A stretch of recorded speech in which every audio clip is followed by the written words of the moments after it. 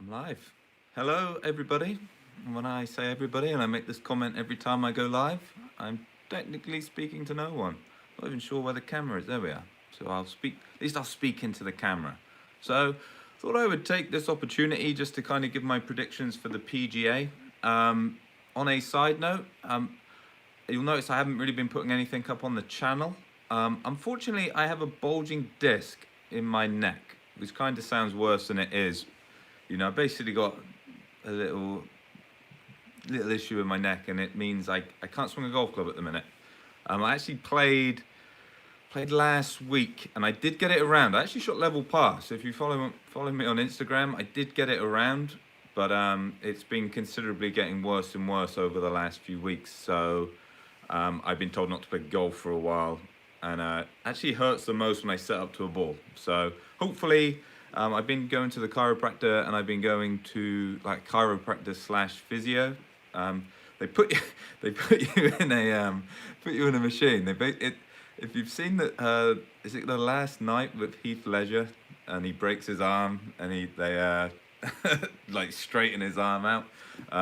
Medieval, great film if you haven't seen it, but I digress. But yeah, they put your head in this machine, and then they pull. They basically pull.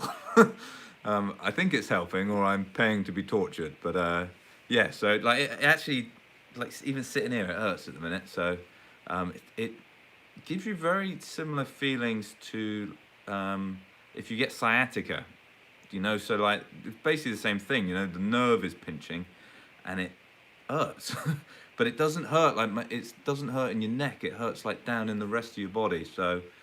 You know, if we've got people watching that have sciatica or anything like that, you know, I'm starting to realise it does really hurt. So feel sorry for me. Give me a like, because I'm poorly. But let's talk PGA Champs. How exciting is it to have a major back? By the way, you know, this pandemic is kind of, you know, it's ruined the world. It's ruined 2020. But having is there a nerve blocker injection for it? I believe so. I'm early stages, so going back to my neck. I'm just trying to relieve the symptoms. Hopefully, I'll get better. If I don't get better, probably in the next 3-4 days, I'm gonna have to go have an MRI, and then we'll start to work from there. Let's assume it's gonna be okay. You know, I'm icing and doing everything I can. But yeah, so it's awesome to have the PGA Champs on. It can be a little weird that there are no fans, especially with it being in San Francisco. You know, I think they would have come out in their thousands. Harding Park looks incredible. You know, just what it you know. So and I love that style of tree. You know, you just look at the pictures and you're like, look, I want to be there. I want to be there. But obviously we can't. But we are very lucky to have it on TV. JT got to world number 1 last week, which was, he played real good. Got a little lucky at the end of the round. He hooked that 3-wood and got very lucky. But to win, you do need to get lucky, and you do need to make the most of your luck. You know, too often I think golfers, if you're, and I'm not trying to call you out, but the golfer that says, I never get lucky. You know, and a lot of the time we do, and then it's how you use that luck. You know, in JT's example, he made back-to-back birdies when he could have made back-to-backs, you know, big numbers. But, you know, he got the break, and then he took advantage of it. I see a lot especially when I play with club golfers. You get lucky, you know, you hit a terrible drive, you find it, and then you try and, oh, that was kind of lucky. And then you try and knock it on the green and put it back into the rubbish. You know, especially if you've got a handicap. When you get lucky, sometimes just pitch it down the fairway, and then you like, well, I can get it on the green. I make a bogey. That's not hurting my score. You know, when you get lucky and then try to hit the Phil Mickelson shot, or the bending shot around the trees, we might be seeing at Harding Park this week. You know, if you don't pull it off, you then don't get the luck. But JT got lucky, then pulled it off. Brooks Koepka. Tiger said today, didn't he? My body feels like a major's coming up. I think Brooks's whole being feels when majors are coming up. He played good. He didn't get the job done. For the guys that watched the St. Jude, I think that pitch he hit on the par 5 wasn't actually that bad. It just didn't spin and rolled down the slope. 18 was commendable. He decided he wanted to win, so he tried to like hit one hard down the left, hits it in the hazard. But I think he had some good stuff in there, and it's starting to click. I think the heavy, dense air helps him. I think the course is going to play very similar to Bethpage. And if you think of Bethpage, what he did so well is he hit big drives and he hit fairways. And even with his cut, so I was fortunate enough, I played Bethpage, and a lot of the fairways didn't like suit a cut. He just did so well. You know, he was just like sticking to the shot he could hit. You could argue that's hard to replicate, but you could say that about anyone. I think this week, if somebody drives it well, gets it on the fairway, you know, they could be dangerous. We're hearing that the rough is patchy, so it's horrible in some places. Other places it's okay. I've been watching the Golf Channel, and they've been doing a good job on the at the PGA, whatever it's called. And one thing they kept saying was, everybody knows that the further down the hole is better. That's what the statisticians are showing you. The further down the hole, the better. That's kind of true, but hitting the fairway is also very important. You know, it's basically thinking it's all relative, because you're never going to hit 100% of the fairways. So the statement isn't true. Like if you're always further down the hole and you're in the rough the whole time, that's not necessarily going to help you hit it really close. But it's going to be easier to hit the green with a wedge. If you're further back in the fairway with an 8-iron, you probably be able to get at more pins.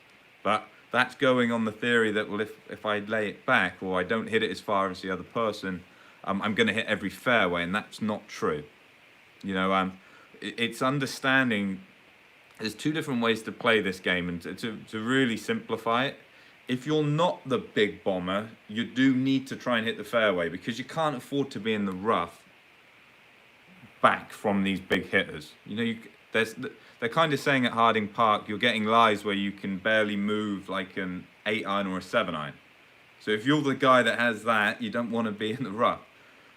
Yes, hitting it far is going to be advantageous, assuming you hit some fairways. You know, so we're coming up with the assumption, you know, let's move it down there. But Brooks has got one of those. He has got one of those driving performances. He hits down on it slightly when he's on. I think where Brooks is really good is the fairways he hits compared to his distance is phenomenal. You know, we saw what Bryson did when he won. You know, he hit it miles and he hit fairways. It's really hard to do. And then we saw in subsequent weeks, and I think Bryson has started to believe his own hype a little bit. You know, especially when he was at the Memorial, I think it was, or it might have been the event prior at the same location. You know, when he made that 10, you know, he's starting to play a bit like Happy Gilmore. It's all well and good gouging it down there, but with those trees and stuff, you'll end up being in issues if you don't still keep it relatively straight. So a long hitter like Brooks, used to that weather, you know, because he won at Bethpage, you know, similar stuff. You know, I could see Brooks doing really well. And we've got to be a little careful. You know, it's always easy to say, well, he played well last week, so he'll play well this week.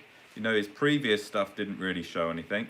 But one thing that I thought was really important, and it must have been in his back of his mind a little bit, was we've got the FedEx Cup playoffs coming up in a couple of weeks, and he wasn't anywhere near qualifying. So it's not that, oh, I want to win. He needed a good round to actually get into that. So, you know, there was a little bit of pressure, you know, and external and internal. So that's kind of sorted out now. And it wouldn't surprise me if Brooks does really well. JT, if his iron play seems great, if he can keep his driver in play, you know, it's sometimes easy. At the end of that round, he kind of lost it a little bit, but prior to that, he drove it great. I somebody I like is Rory. I like Rory for all the reasons I shouldn't like it. Is he's been so quiet, and he's so good. You know, he could switch it on like this. So there's nothing in his game the last few weeks that has suggested he'll do well, but I think it only takes a little thing with Rory. You know, if he gets off to a nice start, you know, the first 3 or 4 holes, gets off to a nice start. If he starts feeling it, you know, he'll be dangerous. Tiger, if we talk Tiger, I've got to talk Tiger, I always talk Tiger. I'm not sure. I did a previous video, and I said I thought Tiger would do really well at this one because it being later on in the year, it would be warmer. And you know, it's clearly not warmer. So and if you've ever had a bad back, sometimes cold isn't good, but like damp is just horrible for it. I don't know the science behind it, but it gets in your bones. It gets in your bones. So, and Tiger just hasn't really played a great deal. He looks good. He looks in good spirits, you know. So, and he's got, you know, the comment I made in that previous video. He's done great at that venue. He's got awesome memories. He's got this different putter in the bag. You know, that's one of the things that a lot of people are talking about. It's basically the same putter, but he can change the weight. Scotty Cameron's are usually made quite heavy, and I think off the top of my head, this might be wrong. Comment down below if you know the answer. I think his normal Newport 2, I think they said it was like 327 gram head. You know, whereas Scotty Cameron's on the market, and now a lot of putters have actually followed what Scotty did, is he's always made putters a little heavier. So they basically, Scotty Cameron built Tiger a new putter that can put the weight ports in, which comes in all of the Scotties now. And they're saying he can change the head weight. His head weight was a bit lighter, so he must be going heavier. That's just feel based. You know, it's a different topic with putters. That usually the quicker the greens, the heavier you want to go, because it makes the putter move slower. You know, if it's a slow green, you want that putter, you want to be able to move it quicker so you can hit it. You know, you want to feel a bit more hit, and it's actually, you could argue that's easier in a lighter putter. But you know, very much speculating. I couldn't find out, and nobody seems to know what the different weights are. And we don't know for sure if that's the reason why he wanted this different putter. It could be a multitude of different things. But I've noticed he's doing his favourite drill a lot on TV. When the TV's watching him, you know, just hitting the right hand. It's obviously trying to feel that release. If you weren't aware, Tiger tends to set up a little bit open. So let's say it's a straight putt. I think I saw a sand putt. He had a sand putt. He had a report, and I think he was 3 degrees open. So that's why Tiger needs to feel that release. He needs to feel like he's hitting putts. When Tiger reduces the pace and he starts to just try to stroke them in, you know, if we're going to use that term, you know, just to stroke them in, because he has that open face, it's easy for him to miss on the right, and then you're going to lose your confidence pretty quick. So, you know, those weights, I don't know what he's doing, but you can see in his drills, he's trying to feel like he's releasing that putter. Tiger knows how to putt, by the way. So he's very much in the same scenario as Rory. If he holds a few putts early on, you know, I could see him doing really, really well. And then it all comes down to how his back feels. You know, he's got a good draw, so he gets the morning out of the way. So Thursday he's out in the morning. So if he can get that round out of the way, he's got then an afternoon, so he can prepare all day. You know, get heat into that back, and then if he's doing well, that's the best way you can then, it's in his control to have later tee times at the weekend. So there's a good, I would like Tiger to do well, but I'm biased on Tiger, and we all know that. If you watch my videos, I like Tiger. Tiger was my boyhood hero, so I always want him to do well. And then if we're going to, let's say, everybody I've mentioned so far are pretty obvious. Because of the weather, because it's like cold, damp, foggy, I could see one of our English golfers do really well. Fleetwood had a great Sunday round last Sunday. So I think he was like 5 under. So he's showing some form. Not the longest, but if he can hit the fairways, and he's, you know, there's no one better with him than, you know, his approach play. You know, with Tommy, sometimes it's a bit of belief. If he holds some putts, you know, his game is ready. Hopefully it stays wet and damp, plays a bit tough. I think that helps him. And Tyrrell Hatton, he's already won on the PGA Tour. He seems as mad as a box of frogs. And sometimes that might mean the moment won't get to him. You know, there's going to be no crowd there. You know, somebody coming through. You know, I haven't even mentioned Tony Finau. I think he's another great shout. You know, he's been doing so well of late. You know, he's not a surprise pick. But I like Tyrrell Hatton. I like... I really do like Tommy Fleetwood. I think he made the effort to go out there, which is always, you know, it's a tough time. You know, he stayed in the UK for a long time, so by sometimes setting that intention, look, I'm gonna go, you're gonna work hard. I last week could be the turning point. You know, that last round, game starts coming together. Tommy holds some putts. Tommy could break that, oh, I can't win, to, oh, look, I have a major. So I'm super excited. I'm super excited for the next few days. It's been a long time, and it starts a period of golf which is going to be really exciting. You know, we've got some good stuff coming up. So I got used to having the football on, or the soccer on, the Premier League. You know, there were so many games. You know, it was awesome being able to literally watch a game a night. So we went from no sport to just a ton of sport. Now that's finished a bit. You know, we now got the golf to come through, and we got some big events coming up. So I am excited for what's coming up. Get some comments down below. Who do you think is going to win? You know, Tommy Fleetwood is the one I've gone for. That's the one I'm putting down on the ballot paper. Tommy Fleetwood. I hope Tiger does well. I think Brooks has got a great chance at making it a hat trick. I really do.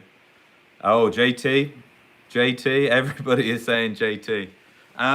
It's hard to win back-to-back. But with JT, the thing that might help him the most is the fact that and I don't want to say that blew up when he was leading to the man who's just come up, Morikawa. You know, he kind of let that one slip away. But sometimes we learn from our mistakes. It gives you a sense of perspective. You know, when you get to world number one, I'm speaking from experience, obviously. I was number one in my household for a long time. Still am. There you go. Buzz about cricket. And Daddy Buzzer, I'm number one in the household.